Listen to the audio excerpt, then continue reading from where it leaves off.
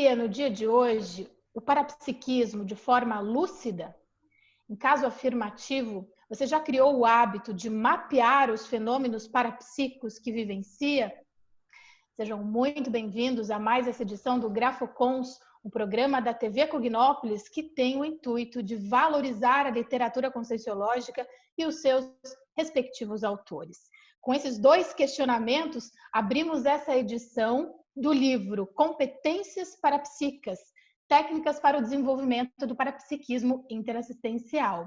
Esse livro, pelos organizadores, temos aí um time de autores, organizadores, a começar pela professora Daiane Roça, que é praticamente prata da casa aqui no Grafocon, sempre contribuindo com debates de ponta. Tudo bem, Daiane? Tudo bem, Isabela? É um prazer estar aqui de novo com vocês, debatendo esse assunto. Muito bom. Professor Amin Lascani, muito boa tarde, professor. Boa tarde a todos. Também é uma satisfação estar aqui participando de mais essa... Eu ia falar uma live, mas não é uma live, né? Não. Mas é um encontro de amigos intermissivistas, encontro. Exatamente, para debater a respeito de uma obra muito importante para quem deseja, para quem tem aí o objetivo de estudar mais as questões no universo extrasensorial, né, Amin? É além de tato, olfato, visão, audição, paladar. Exatamente. Nós escrevemos esse livro exatamente com esse objetivo de motivar as pessoas a desenvolver o parapsiquismo interassistencial. Excelente. E também no time aí de organizadores, o professor Almir Juste. Professor, seja muito bem-vindo. Agradeço aí o convite de vocês, o pessoal já veterano aí, né, a Daiane já veterana na participação. Mas vamos em frente, eu agradeço o convite e esperamos poder esclarecer, ajudar aí com um pouco mais de entendimento sobre como é que foi o desenvolvimento desse livro e os efeitos, né, que ele está trazendo aí na nossa comunidade. Sim. Como estamos aí em 4 consciências, além, obviamente, do nosso estimado diretor que fica ali nos bastidores, compondo um time de 5 consciências, mas eu gostaria de saber, a gente vai precisar se organizar um pouco aqui com as falas. Será um desafio, mas já está fluindo bem. Estou sentindo que já está fluindo bem. Gostaria que um dos 3 ficasse bem à vontade para explicar para nós como foi a organização, quem puxou quem nessa história toda, quem começou aí essa movimentação da escrita do Competências Parapsíquicas. Qual dos 3 que puxou? Acho que não, eu posso falar um pouquinho, depois o pessoal vai complementando aí, porque na realidade para escrever esse livro foi uma novela, né? Porque assim, ele começou com os materiais mais simples, mas que tinham como objetivo de ser a parte didática do que nós chamamos de escola de parapsiquismo, né? Então, a escola de parapsiquismo, ela tem como material didático justamente o livro Competências Parapsíquicas. Então, ele acabou sendo decorrente do desenvolvimento e do crescimento e desenvolvimento da própria escola de parapsiquismo em si. Certo. Então, na realidade, a gente vinha estudando e propondo técnicas, né, para que os alunos desenvolvessem essas técnicas dentro de um crescendo, que era a nossa, digamos assim, um dos alicerces da nossa metodologia. E o processo foi, então, nessa sequência. Não sei se teve alguém que puxou alguma coisa a mais, né? Eu sei que quando a gente viu, a gente estava precisando organizar o material de uma forma mais completa, mais integrada, mais consistente, mais organizada, que permitisse esse desenvolvimento a partir do momento que os alunos iriam utilizando. Então, foi uma coisa de doido, né? Porque nós, né, acho que a Daiane e o professor Amin vão poder falar, mas nós testamos praticamente todos esses exercícios, todas as técnicas propostas, e foi, assim, uma coisa bem prazerosa, né? E, ao mesmo tempo, que exigiu muita dedicação, disponibilidade e esforço aí do grupo, né? Começou Muito dessa bom. forma, né? Acho que o Excelente. pessoal pode complementar, né?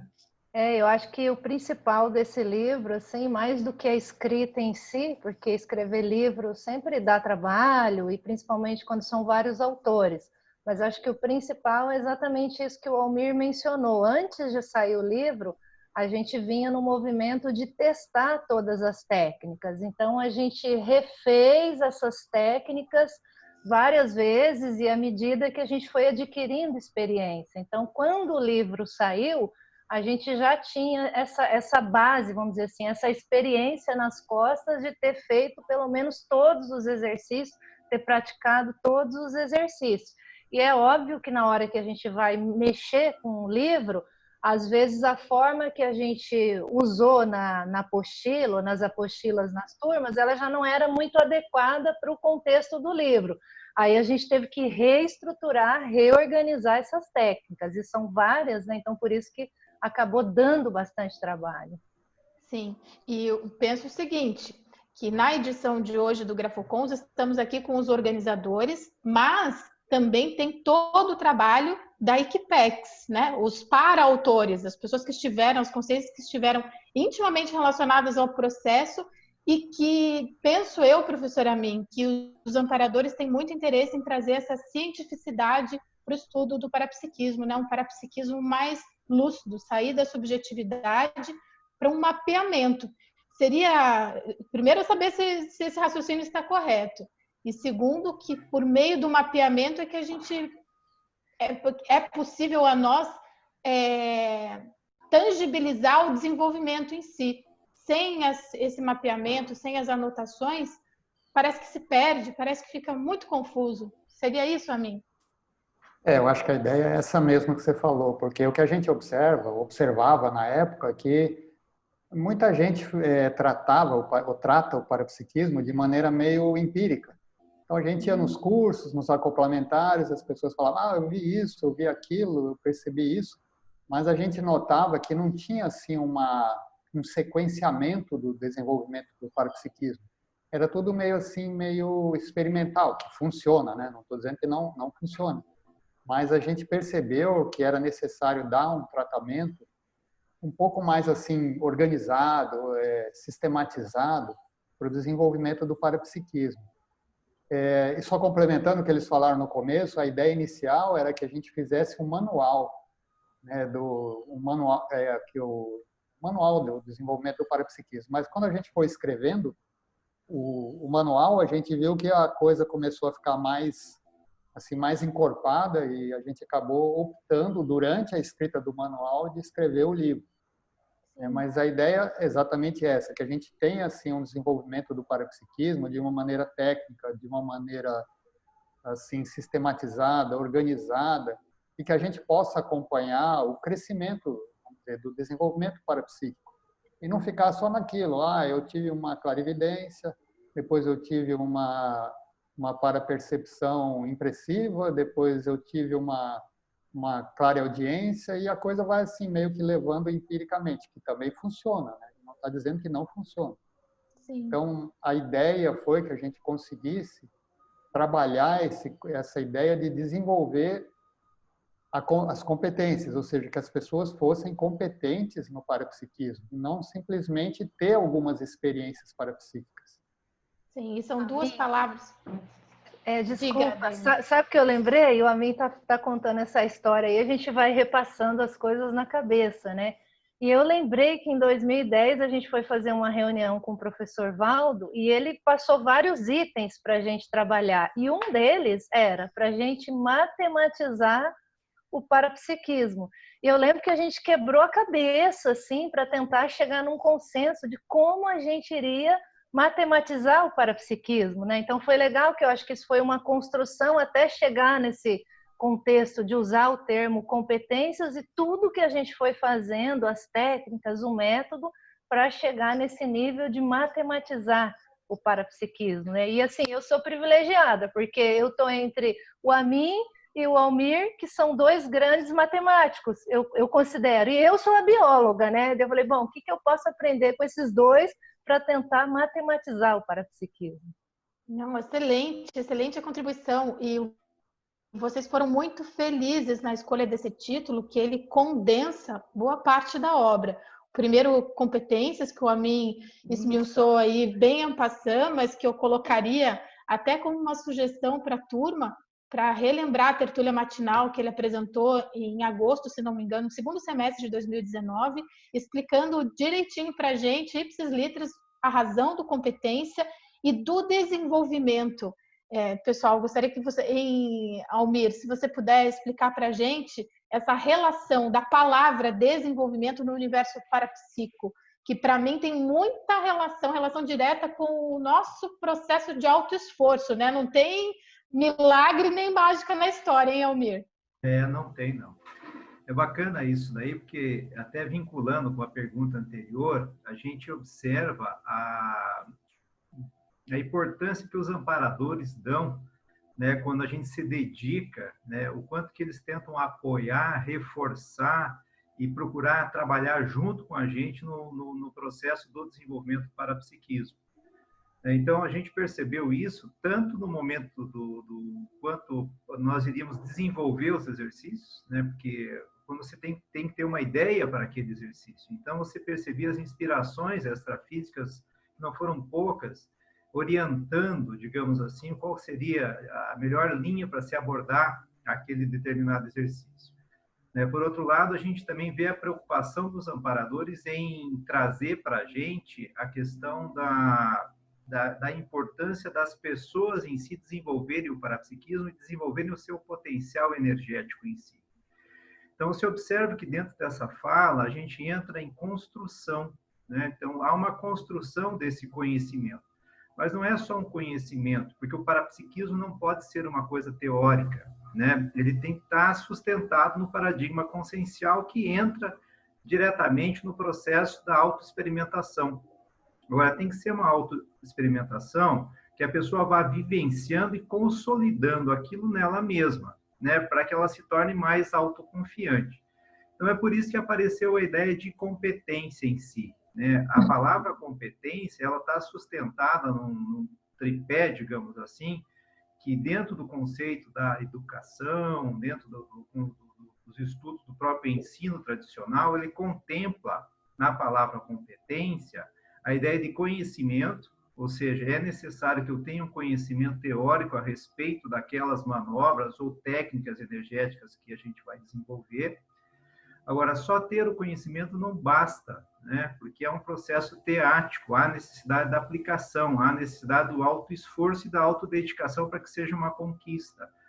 Então, além de conhecer, você tem que treinar. E aí entra outra palavra que compõe esse tripézinho básico, que é a palavra habilidade. Então, eu tenho que ter o conhecimento e tenho que desenvolver a habilidade. Não basta, por exemplo, eu saber sobre o estado vibracional. Eu preciso desenvolver a técnica. Então, para desenvolver a técnica, eu tenho que desenvolver a habilidade de aplicar essa técnica, né? Então, a partir do momento que você conhece a técnica, você estudou, que você desenvolveu, que se construiu em você a habilidade, você está sendo mais competente com relação ao seu parapsiquismo. Você está ampliando o seu potencial parapsíquico a partir de você mesmo, das suas autoexperimentações. Agora, isso também não basta, né? Porque a gente tem que ser capaz de aplicar isso no nosso dia a dia. Então, isso daí traz a terceira palavra que compõe, que seria a atitude, né?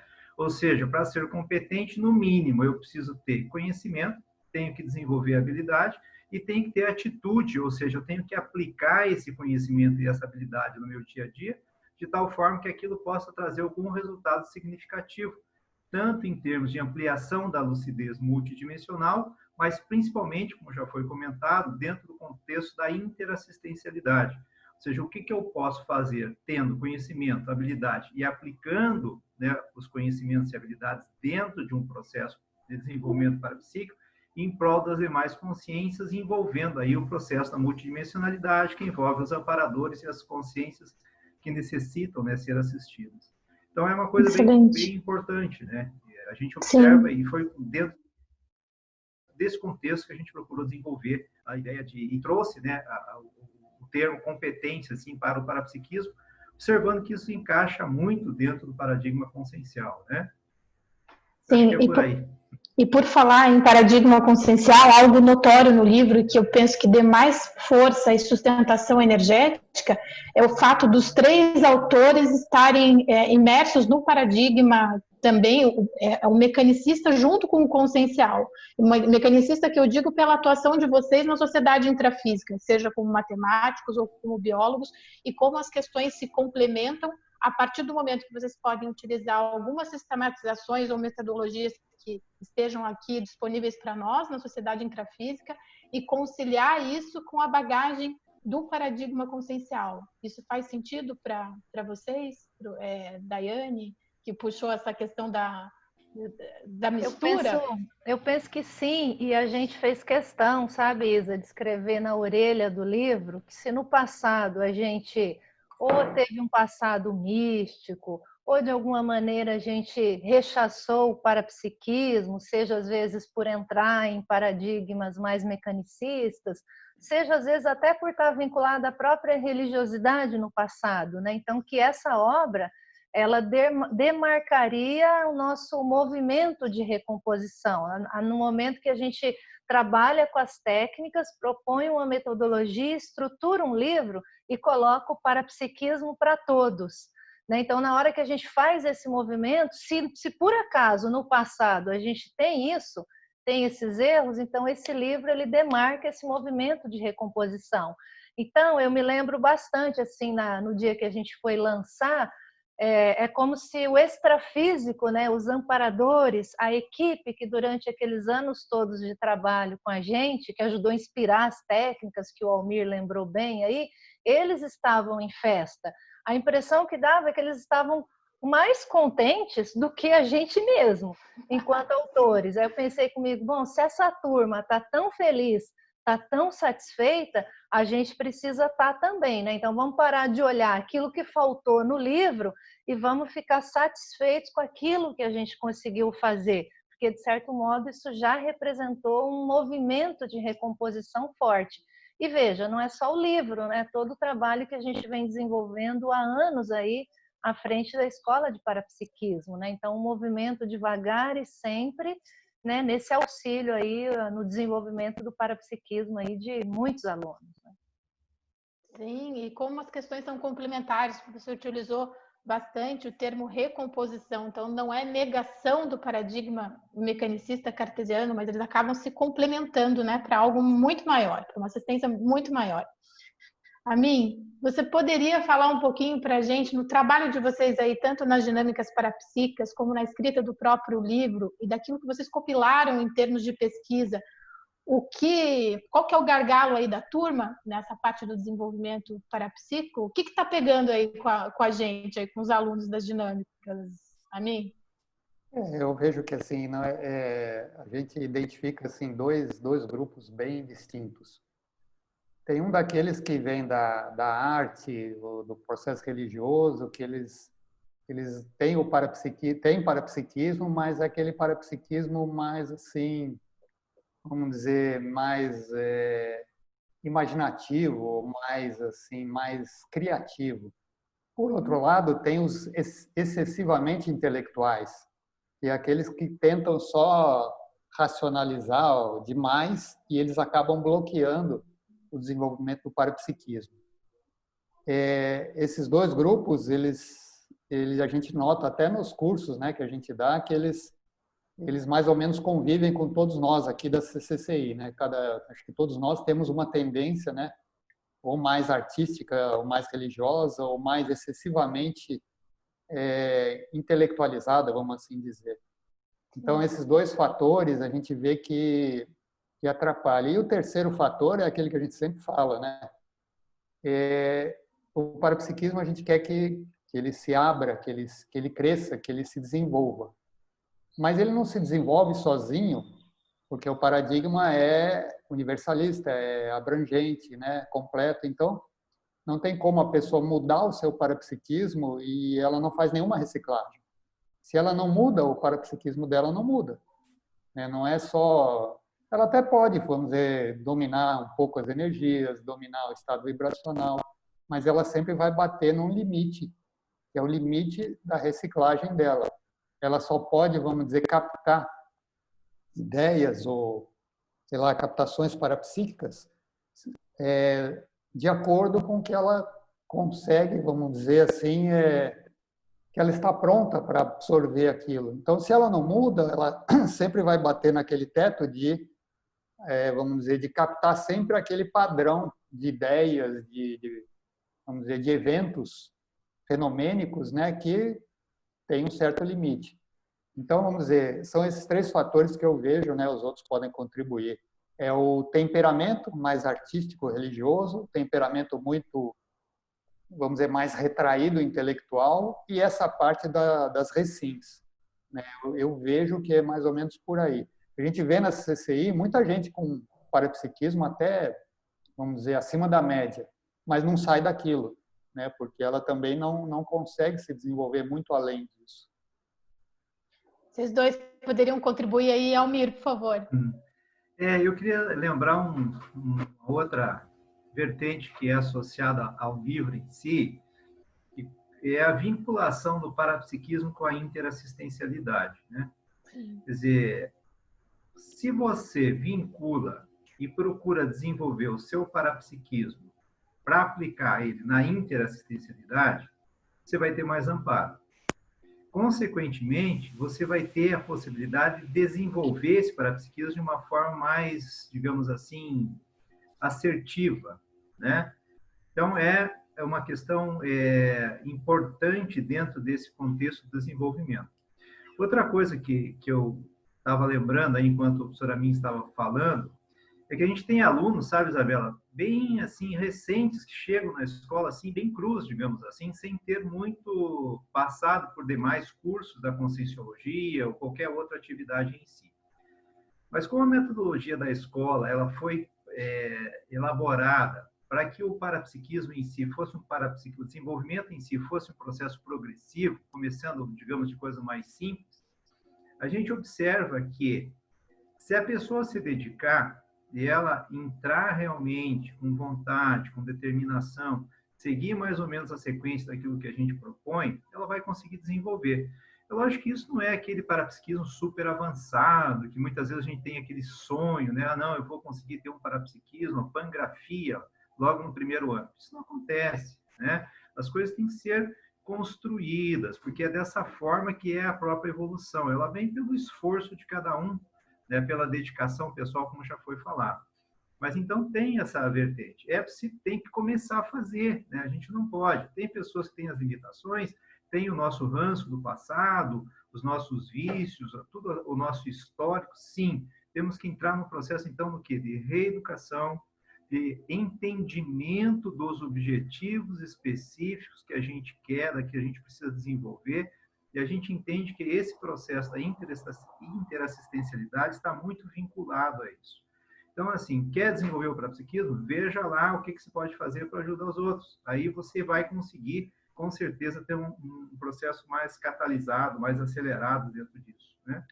Sim, e Almir, como o teu discurso está casado com o do Amin, né? Quando você puxa mais a questão da interassistência, e o Amin introduziu ali a questão da conscienciometria, da autopesquisa e das reciclagens intraconscienciais, uma forma da gente qualificar o nosso parapsiquismo interassistencial é a assunção das nossas reciclagens, né? Que vocês colocam isso, vocês propõem isso no livro também, que é uma coisa casada com a outra, né? Muitas vezes a gente espera, né, que as coisas mudem sem a gente mudar as nossas atitudes e os nossos comportamentos. Quer dizer, reciclar significa renovar. Então, você tem que estudar, refletir sobre você mesmo, sobre como que você está desenvolvendo o seu parapsiquismo. Agora, se isso não tiver um continuismo, uma continuidade, que se fugir, por exemplo, de ser atividades diárias, não vai acontecer, né? Tem que ter essa dedicação.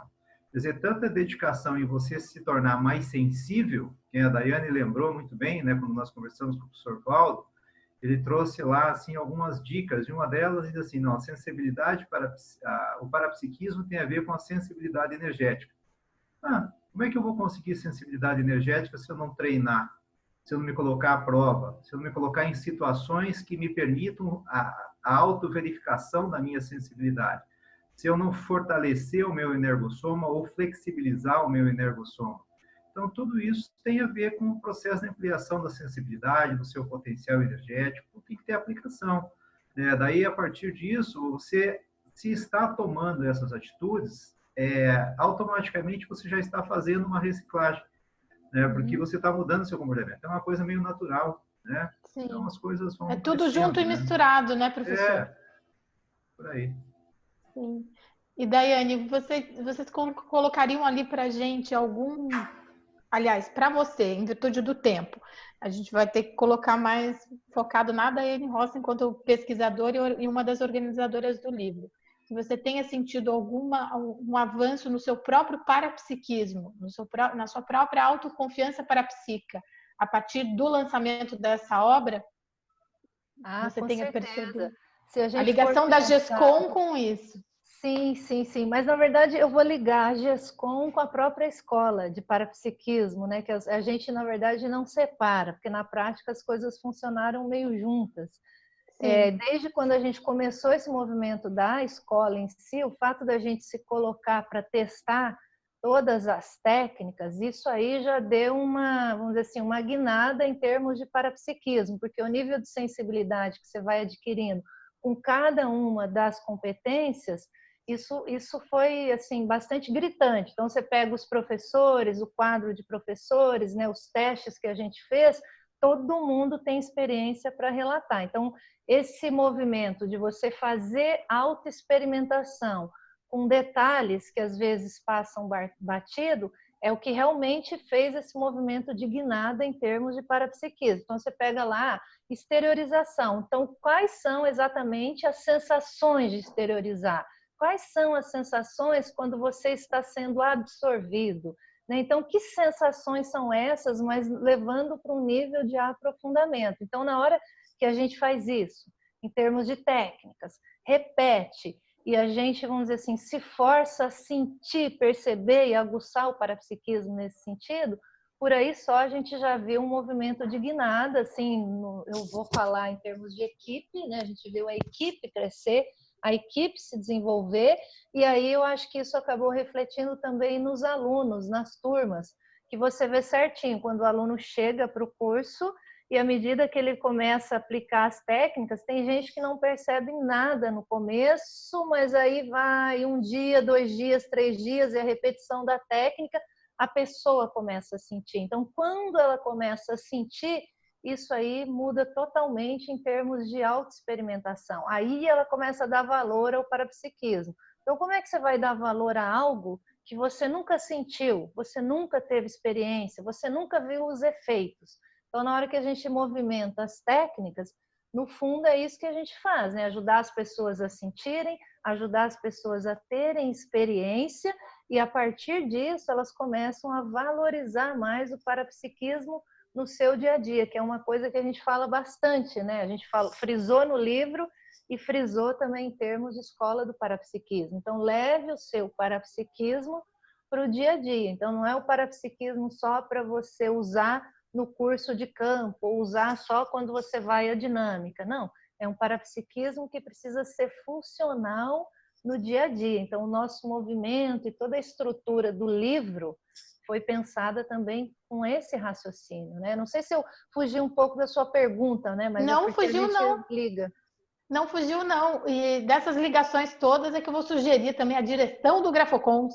Vou propor uma segunda edição do livro de vocês, porque é um tema muito rico. Estamos em mais pessoas, Emanuel. Atenção, Emanuel. Precisamos de uma segunda edição aí desse livro, porque é muito assistencial, mexe com muita energia. E como eu coloquei no início, brilha aos olhos dos amparadores, é a sensação que eu tenho quando a gente traz mais cientificidade para o processo. Tangibilizar, anotar, mapear. Isso é bom para todo mundo.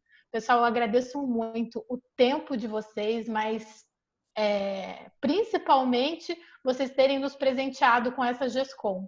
Sempre quando alguém se posiciona com a escrita de um livro desse nível de assistência, é o grupo inteiro que sai ganhando com isso. Almir, muito obrigada pela tua participação, pela escrita. Não sei se você quer falar mais alguma coisa. Não, só agradecer a oportunidade. A gente fica à disposição, caso o chefe aí, né, Emanuel, resolva convidar a gente volta, fala mais um pouco, a gente pode associar com algumas coisas. A gente associou demais com as coisas da escola, né? Sim. O parapsiquismo, porque a gente valoriza demais isso, e uma coisa está vinculada realmente à outra, né? E a gente sabe que sempre tem ganhos, né? Os alunos sentam de um jeito, saem muito melhores do seu parapsiquismo. Então, agradeço a oportunidade, né? Muito bom. Professora Mi. Eu também agradeço, né? Como a gente falou, tem muita coisa ainda para a gente discutir e debater aqui, mas valeu, já deu para esclarecer bastante coisa e quem sabe numa próxima a gente continua, né? Muito bom. Vamos falar com o diretor. Daiane. Não, perfeito. A gente aceita o convite para ter o 2, ó. Só para falar de gráfico aqui, matematização do parapsiquismo, a gente está aí, a gente topa, tá? Muito bom. Se o diretor não aceitar, vamos fazer um abaixo-assinado aí com todos os espectadores da TV Cognópolis, Emanuel. Turma, muito obrigada mais uma vez. E você aí de casa, mais uma vez, somos gratos pela sua companhia, pela sua audiência. Boas reflexões nessa fase de isolamento social pandêmico e até a próxima edição do programa GrafoCons.